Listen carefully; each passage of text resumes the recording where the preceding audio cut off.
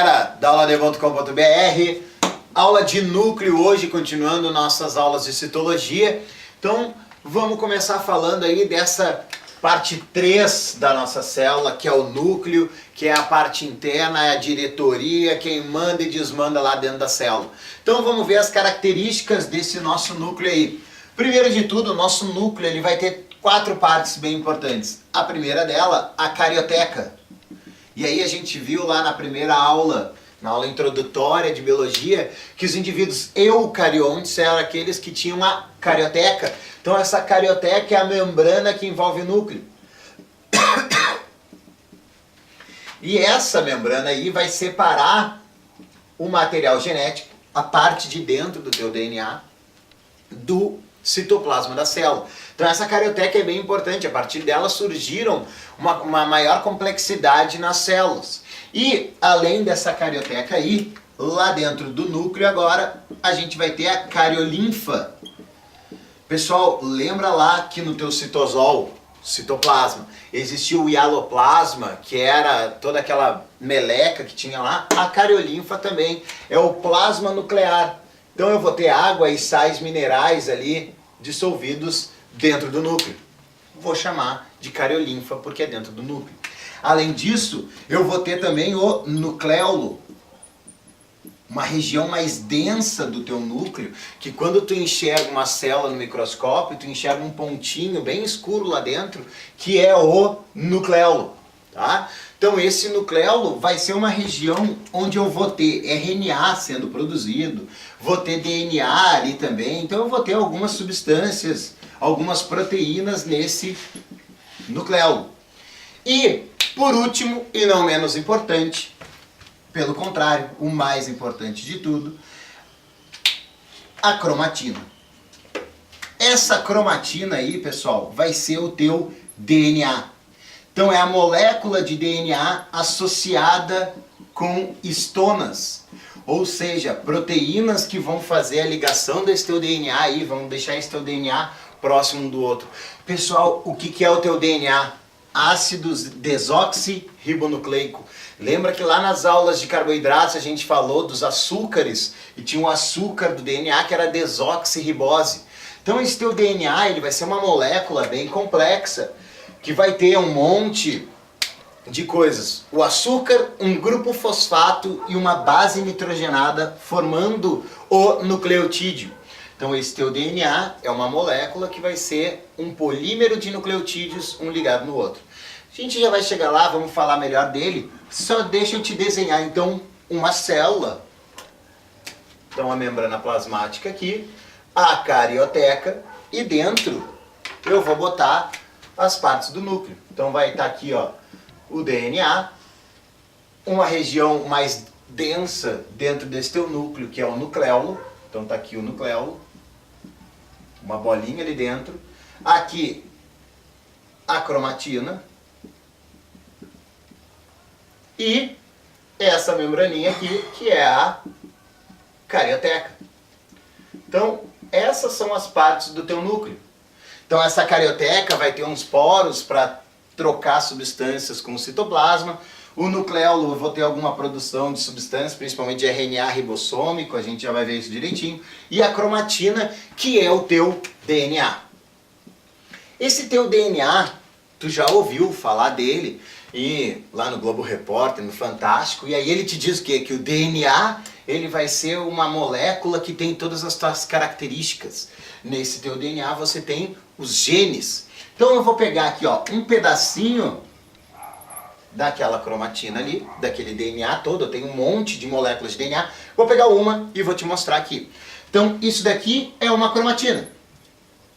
Uma molécula de DNA que existe no teu organismo. E aí, quando te perguntam lá na aula de biologia, te perguntam não quantas cromatinas tu tem, eles te perguntam quantos cromossomos possui a célula da espécie humana. Aí tu diz, 46 cromossomos ou 23 pares de cromossomos. Por quê? O que é cromatina, o que é cromossomo? Mesma coisa. A cromatina, ou melhor, o cromossomo vai ser a tua cromatina bem condensada. Então olha aqui, ó, quando tu tem um cromossomo, Na verdade, tu tem a mesma coisa. O DNA, a cromatina que está enrolada nela mesmo, formando um cromossomo. E aí aqui eu tenho, no caso, um cromossomo simples, tá? Só uma pelinha de cromossomo. Quando vai existir o cromossomo? Quando tu começares a divisão celular. A gente já vai ver, depois de núcleo, a gente vai ver todas as divisões celulares, a mitose e a meiose.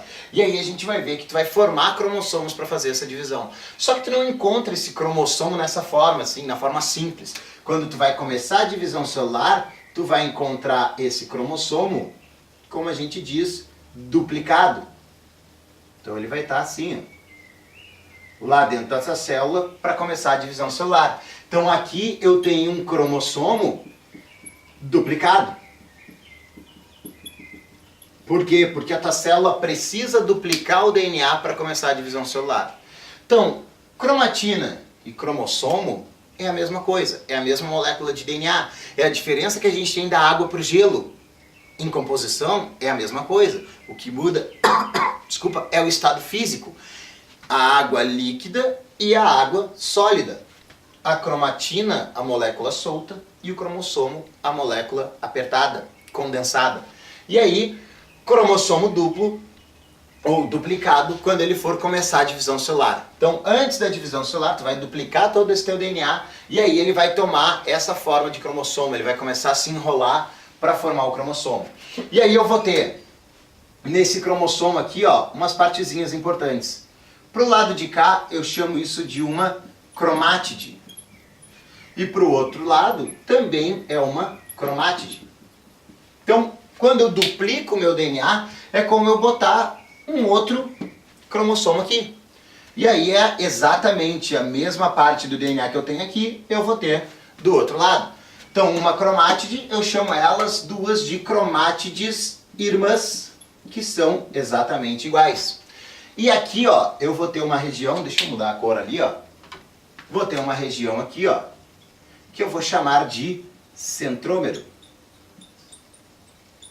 Esse centrômero vai ser a região onde eu vou separar, onde eu vou ter uma constrição que vai estar separando essas duas cromatinas, essas duas cromátides aqui, tá? Então o centrômero vai ser uma posição, uma região que eu vou estar separando uma cromatina da outra. Então para cá eu tenho uma cromátide, para lá eu tenho uma outra cromátide. Esse conjunto eu chamo de cromátides irmãs. Estamos tudo falando do DNA aqui.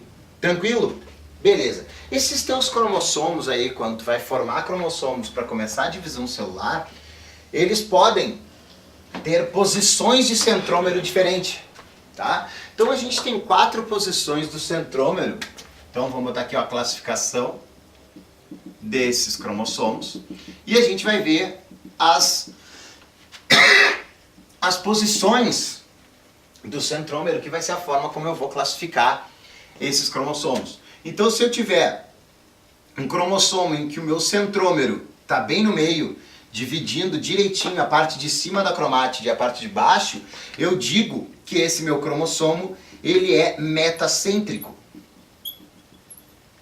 Ou, se essa posição do centrômero ela está um pouco mais para cima, tá? Uma região um pouquinho mais para cima, eu digo que ele é submetacêntrico. Se esse centrômero está mais para cima, deixando um espaço pequenininho ali, ó, eu digo que ele é acrocêntrico. E se eu não tenho praticamente a parte de cima, lá do cromossomo, eu chamo ele de telocêntrico. Então são as 4 formas que eu posso classificar o meu cromossomo de acordo com a posição do centrômero. Tá? Então olha ali, ó, diminuiu um pouquinho aqui para formar direitinho o submetacêntrico. Pessoal, uma coisa que a gente vai ver lá na genética é assim, ó, eu tenho então aqui uma cromátide e aqui a cromátide irmã. Beleza. Essa parte de cima aqui do cromossomo a gente vai chamar de braço curto do cromossomo. Então eu vou ter genes que vão se encontrar no braço curto. Então o cara vai te dizer, ah, tal gene localizado no cromossomo 15, no braço curto do cromossomo 15. Então tu já sabe que tu vai ter o cromossomo 15, vai ter a forma dele, lá a classificação, e aí tu vai ver onde é que fica esse braço curto aí. Tranquilo? O braço comprido aqui embaixo eu chamo então de braço longo do cromossomo. Então, em cromossomos metacêntricos eu não tenho diferença entre braço curto e braço longo. Já no submetacêntrico eu vou ter uma diferença. No telocêntrico eu não tenho nada. Por quê? Porque essa região do centrômero aqui, ó, a gente chama que ele está nos telômeros. Então aqui em cima, ó, vai existir uma segunda constrição em alguns cromossomos, que eu vou chamar essa segunda constrição de telômero. Tá? Então, lá em cima, bem na ponta do braço curto do cromossomo, existe uma segunda constrição, além daqui do centrômero, que vai formar os telômeros, chamados também de satélites, tá? Porque ficam uns satélitezinhos ali em cima do cromossomo. E aí, nesses telômeros aqui, onde eu encontrar o centrômero na posição mais de cima do cromossomo, aí eu digo que ele está na posição telocêntrico, então aquele cromossomo vai ser classificado telocêntrico. No nosso genoma, nas nossas cromatinas, quando eles viram cromossomos, nós não temos nenhum cromossomo telocêntrico. No máximo, até acrocêntrico. Tranquilo? Beleza. Pessoal, uma coisa importante que nesses telômeros aqui, ó, existe uma sequência de DNA, um gene, que vai marcar a senescência dessa célula, ou seja, a velhice da tua célula. Então aqui, nos telômeros, existe uma região que toda vez que a tua célula se divide, ele perde um pedacinho ali. Então ele vai marcando quantas vezes tu foi se dividindo, quebrando umas partezinhas do telômero, alguns nucleotídeos ali, algumas coisinhas do teu cromossomo. Isso vai marcando a idade da tua célula. O que os cientistas pensaram? Beleza, se eu paro de quebrar esses telômeros ali, eu vou parar de envelhecer a célula, logo eu vou ter a fonte para a juventude. Porém, o que aconteceu quando eles pararam de destruir os telômeros desses cromossomos? Que a célula perdeu a noção de divisão celular. Então, ela se dividia, não perdia o telômero e ela já imaginava, opa, eu tenho que me dividir. E aí ela continuava dividindo.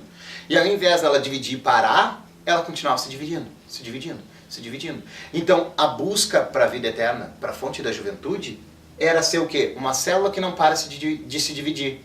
Só que uma célula que não para de se dividir é uma célula de tumor. Vira um câncer. Então a fonte da juventude vira um câncer. Não, também não é isso, né? Mas essa forma de tentar manter a fonte da juventude não deu certo, porque daí as células perdiam a noção de divisão celular e acabavam gerando tumores. Tumores são células que perdem a noção da divisão celular e continuam se dividindo sem parar. A gente vai fazer uma aula direitinho sobre câncer e aí eu te explico melhor essas situações todas. Tranquilo? Então temos o cromossomo e a classificação que esses cromossomos podem ter. Então, como eu estava te falando, nós temos nas nossas células, todas as células do teu corpo, com exceção do espermatozoide para você garoto e do óvulo para você mulher, são todos com 46 cromossomos. Por quê? Porque quando nós formamos gametas, nós temos que diminuir a quantidade desses nossos cromossomos para que a gente consiga formar um indivíduo com os mesmos 46 cromossomos. Beleza. Então, agora eu vou falar um pouquinho melhor ali do DNA. Então, o DNA, como eu te falei, vai ser uma molécula que no nosso caso, nossas células possuem 46 moléculas de DNA. E essas moléculas, essa molécula de DNA, ela vai ter regiões em que eu vou ter uma parte, vou botar aqui, ó, cromatina, que vai estar um pouco mais condensada que outras partes do DNA. Então aqui, essa região, eu chamo de heterocromatina. E essa região aqui, onde está mais solto o DNA, eu chamo de eucromatina. Ou seja, sempre que tem eu antes do nome, é porque é verdadeiro. Então aquela ali é a cromatina verdadeira. Então, essa eucromatina, eu digo que é a parte ativa do teu DNA. E essa parte de heterocromatina, ela é inativa. Como assim ativa e inativa? Pessoal, tu não tem todo o teu DNA ativo. Se tu tivesse todo o teu DNA ativo, tu teria milhares e milhares de genes. o cálculo mais ou menos que a gente teria perto de, sei lá, 1 milhão de genes, se todo o DNA fosse ativo. Nós temos 20 a 25 mil genes. 5% do teu DNA é DNA ativo. E aí o que a gente tem é que essa heterocromatina, ou a região que por um tempo chamaram de DNA lixo, vai ser um DNA que vai controlar a ação da eucromatina. E aí eu faço um questionamento contigo. Pessoal, se eu tenho uma célula, por exemplo, da minha pele, tá? Eu vou ter a região de eucromatina dela e a de heterocromatina. Se eu pegar uma célula, por exemplo, do meu fígado, que trabalha intensamente lá para sintetizar bile, para sintetizar um monte de coisa dentro do meu organismo, para limpar contra o álcool, etc. Qual vai ser a diferença de uma célula para outra? A eucromatina. As regiões de eucromatina de uma célula para outra variam. E aí eu tenho essa diferença celular, a diferença de atividade da célula. Então eu tenho genes que estão ativos em determinados órgãos e genes que estão inativos em determinados órgãos. Então essa região de eucromatina é o que modifica uma célula da outra. E aí a gente vai ter então toda a ativação, a ação das células e a diferença entre os tecidos. Tranquilo? Então nas próximas aulas a gente vai falar mais sobre DNA, transcrição, tradução, RNA, e aí a gente vai ver todo esse processo de formação de genes aí.